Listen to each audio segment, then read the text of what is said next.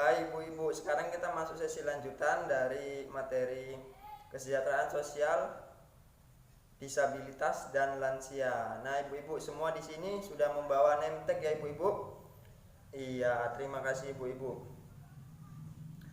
Nah, ibu-ibu, assalamualaikum warahmatullahi wabarakatuh.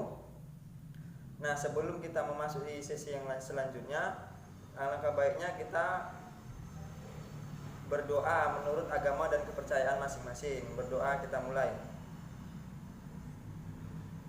Berdoa selesai.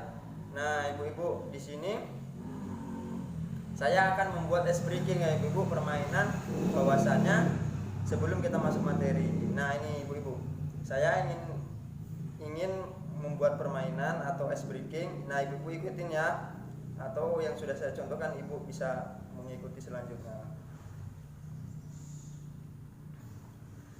P, pegang-pegang. K, kanan. Kiri. H. Oke ibu-ibu, ikuti ibu-ibu. P, pegang-pegang. K, kanan. Kiri. H.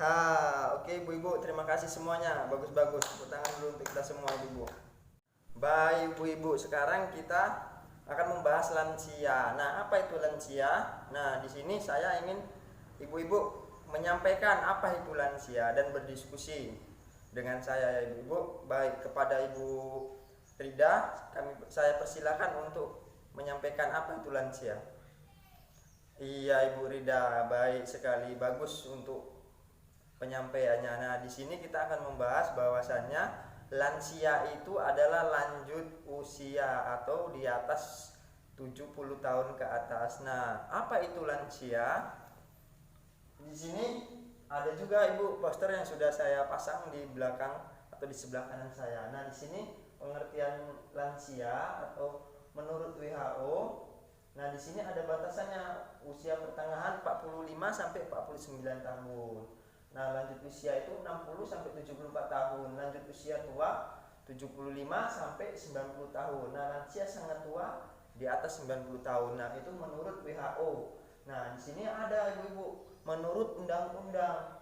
Nah, di sini menurut Undang-Undang Nomor 13 Tahun 1998, menurut ketentuan umum pasal 1. Nah, di sini ada 3 ayat, ayat 2, ayat 3 dan ayat 4. Nah, lanjut usia itu adalah seseorang yang telah mencapai usia di atas 60 tahun. Catatan, lansia yang mendapat bantuan PKH usia 70 tahun ke atas. Nah, di sini perlu diingat juga ya Ibu, bahwasanya 70 tahun ke atas itulah yang mendapat PKH. Nah, ibu-ibu bisa diperhatikan lagi. Di sini ada lanjut usia potensial. Potensial ini apa ibu-ibu? Melakukan yang mendapat penghasilan barang atau jasa. Nah, di sini dia potensial. Nah, ada juga yang tidak potensial. Nah, di sini tidak berdaya mencari nafkah sehingga hidupnya tergantung pada bantuan orang lain. Nah, ibu-ibu bisa memahami ini ya ibu-ibu. Baik ibu-ibu. Nah, di sini masuk memahami lansia. Nah, di sini ada 3 kondisi lansia. Yang pertama yaitu kondisi fisik atau kondisi psikososial. Nah, diri dan hubungan dengan orang lain. Nah, dan kondisi spiritual. Nah, di sini spiritual itu apa? Kerohanian. Nah, di sini ibu-ibu saya ingin membagi kelompok, nah, dan memperhatikan kondisi yang 3 tersebut. Nah, di situ nanti ada permasalahannya. Nah, dari permasalahan tersebut, nah, ibu diskusikan dan ibu sampaikan perwakilan dari ibu-ibu. Nah, hasil diskusi kelompoknya nanti saya akan meminta kepada ibu. Nah, nanti kita bahas kembali. Nah, untuk itu Ibu Ida untuk menyampaikan hasil permasalahan umum tadi. Baik ibu-ibu, kita dengar sama-sama ya ibu-ibu. Pada Ibu Ida kami persilakan. Iya ibu-ibu, terima kasih. Nah, ibu-ibu di sini kondisi dan permasalahan lansia, nah, nggak mungkin pada saat usia lanjut kita tidak memiliki permasalahan. Pasti banyak permasalahan tersebut yang kita alami. Nah, bisa dilihat juga di sini ibu, kondisi dan permasalahan lansia. Nah, di sini psikososial atau diri dan hubungan dengan orang lain. Yang ketiga spiritual dan rohani. Nah, di sini ada ibu-ibu perubahan emosi, nah muncul depresi, cemas, ketakutan. Di sini ada perubahan fisik dan fungsi anggota tubuh, kesiapan teman untuk mulai berkurang, takut tersingkirkan. Nah, di sini Ibu perlu juga dijelaskan bahwasanya lansia itu takut penyakit, nah, takut mati, takut kekurangan uang, nah, ataupun bisa dikatakan dengan memiliki daya yang rendah. Jadi pemikiran-pemikirannya sudah tidak positif lagi, begitu Ibu. Nah, di sini perubahan sikap dan perilaku. Nah, kalau perubahan sikap dan perilaku ini sudah biasa ya Ibu-ibu. Mungkin dari situlah terlihat bahwasanya lansia ini memiliki perubahan-perubahan. Nah, Ibu-ibu, di sini kondisi dan permasalahan lanjut usia ada juga spiritual dan rohani. Nah, jarang beribadah, menjadi tidak sabar, kurang bersyukur,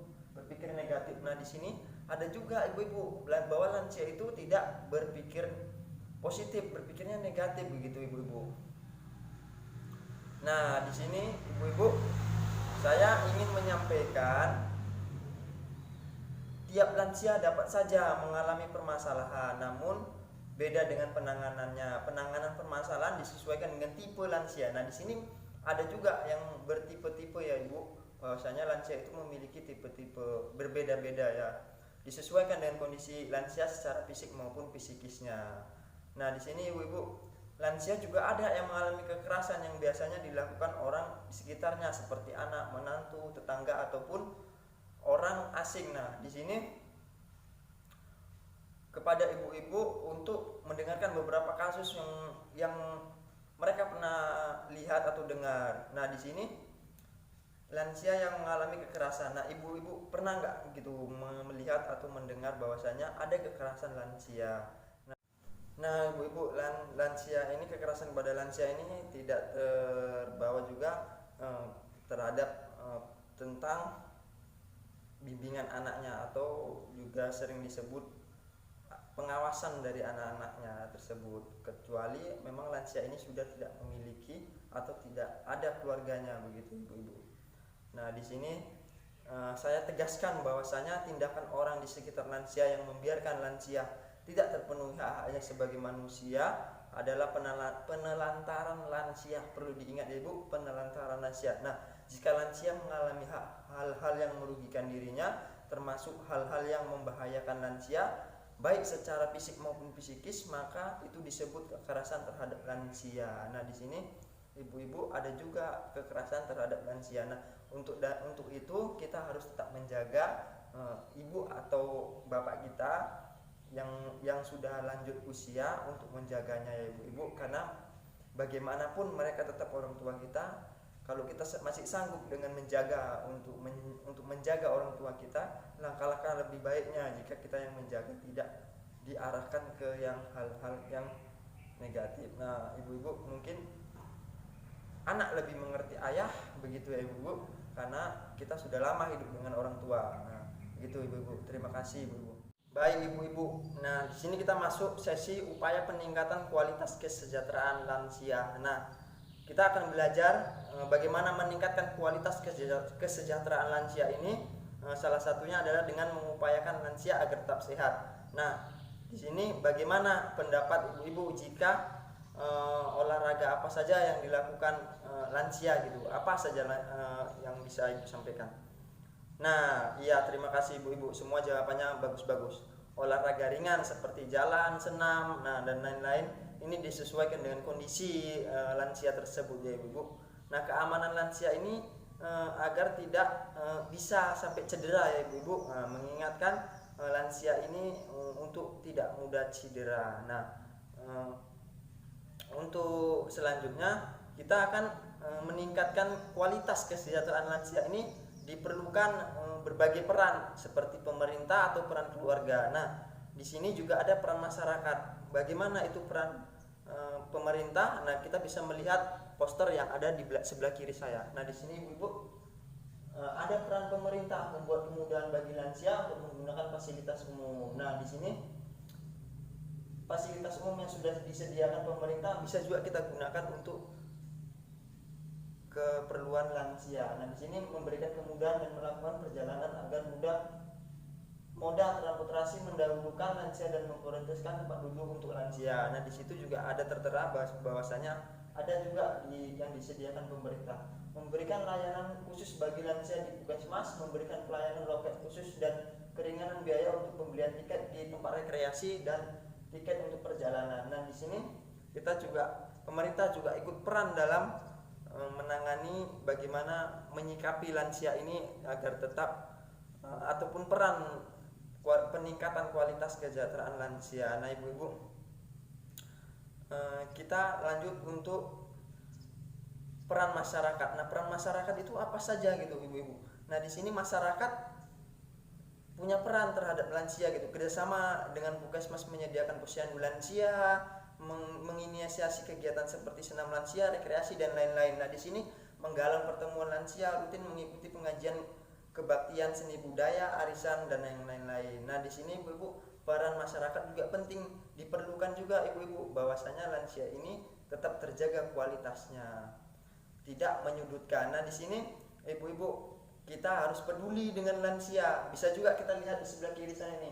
Yuk peduli pada lansia. Apa-apa saja itu yang peduli dengan lansia ya ibu. Ini menyediakan makanan sehat, memperhatikan kesehatannya, meningkatkan untuk beribadah. Nah, ayo ajak ibu atau ayah kita yang sudah lansia untuk tetap beribadah ya ibu. Menyediakan pakaian yang bersih, menyediakan pendengar yang baik. Nah, di sini kita harus menjadi pendengar yang baik kepada orang tua kita yang masih ada di rumah ya ibu-ibu. Baik ibu-ibu, sekarang kita sesi penutup. Nah, di sini ibu-ibu, lansia bukan beban. Nah, di sini mari kita tetap peduli dengan lansia karena lansia itu adalah kita di masa depan nantinya. Nah, apapun yang kita tabur itu yang akan kita tuai. Maka taburlah yang baik-baik, maka kita akan menuai dengan yang baik-baik. Nah, mari beri dukungan dan semangat kepada lansia agar lansia tetap bahagia dan berkarya. Nah, di sini lansia Indonesia harus sehat dan bahagia. Nah, perlu juga kita ulas kembali bahwasanya lansia ini perlu dukungan-dukungan dari ibu-ibu ataupun kerabat dekatnya atau keluarga, apalagi anak-anak kandungnya. Nah, di sini sebelum mengakhiri pertemuan, minta kesepakatan untuk ibu-ibu, misalnya mendiskusikan bagaimana tetap peduli dengan lansia tersebut. Nah, saya ingin tanya ini ibu, apakah kita dapat mempraktekkan yang sudah saya jelaskan tadi? Dapat nggak kita mempraktekkan di rumah kepada orang tua kita? Baik, saya dengar dari ibu-ibu semuanya. Iya ibu-ibu, terima kasih, semua pendapatnya bagus-bagus, pasti bisa mempraktekkan di rumah. Nah, itu harapan saya. Nah, di sini mengingat kembali bahwasanya hasil dari pembelajaran kita ini tetap pada keluarga dan lingkungan tetangga serta mempraktekkan hasil pertemuan ini. Nah, bisa dipraktekkan kepada keluarga ya ibu yang ada di rumah ataupun tetangganya yang belum mengetahui. Nah, di sini saya akhiri pertemuan hari ini. Mungkin ini saja yang bisa kita ulas dan kita padatkan pada pagi hari ini. Saya ucapkan terima kasih kepada ibu-ibu yang sudah hadir di P2K2 hari ini. Tetap semangat ya ibu-ibu untuk lanjutan P2K2 selanjutnya. Nah, ibu-ibu, terima kasih. Mungkin tidak banyak hal-hal lagi. Billahi fisabilillah, astagfirullahaladzim. Assalamualaikum warahmatullahi wabarakatuh.